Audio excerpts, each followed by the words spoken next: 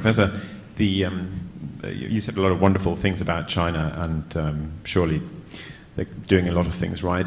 But how do you reconcile the fact that to make it work for China, it seems to be based on a high level of repression,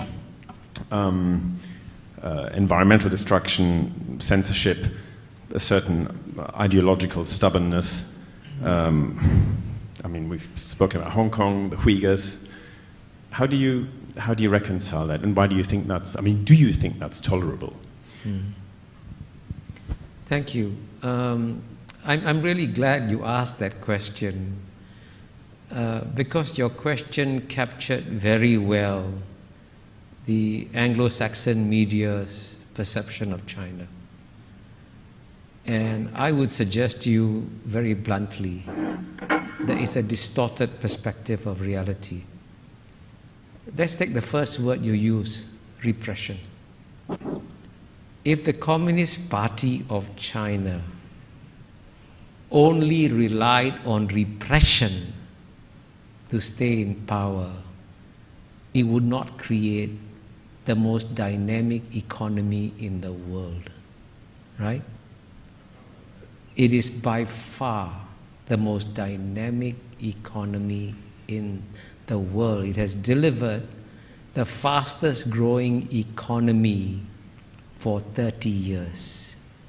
And it has done this by educating the Chinese people to a level and extent that the Chinese people have never been educated ever before. And you say it's repression. You obviously are taking the old Cold War mindset. I was in Moscow in 1976, and I saw repression in Moscow. And when I was in Moscow, the Soviet citizens were not allowed to travel outside the Soviet Union. That's repression. In the year 2019, 139 million Chinese left China freely. Guess what? Zero defectors. 139 million Chinese, right? That's twice the population of the UK. Went back to China. So all your description, when you say environmental degradation, China's climate change policies are far more responsible than those of the United States, which has not once, but twice withdrawn from global environmental protocols.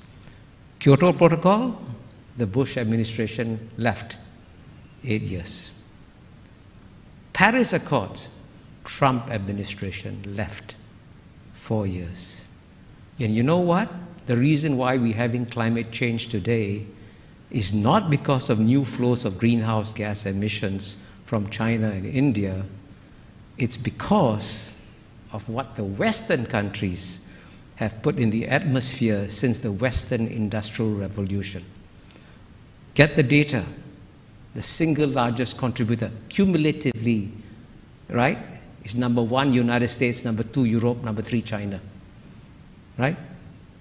And the West wants China to pay an economic price for the current flows, but the West doesn't want to pay an economic price for what it put in the atmosphere. You want to deprive the Indians of electricity when the United States could just, by the way, if the United States could impose $1 a gallon tax, that would save the world. Cut down gasoline consumption, raise money for investment in green technology. Simple solutions. And by contrast, the largest reforestation program in the world is carried out by China. It has already reforested an area the size of Belgium or bigger, right? So all your descriptions capture the natural distortions of China that you get in the Anglo-Saxon media, which violate the rules of the Enlightenment, which say that you must be rational, calm, and objective, especially in understanding your adversary. And if the Chinese were as stupid and as incompetent as you describe them to be, don't worry about them.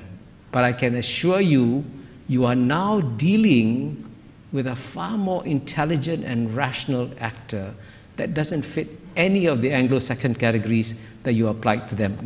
Please forgive my bluntness.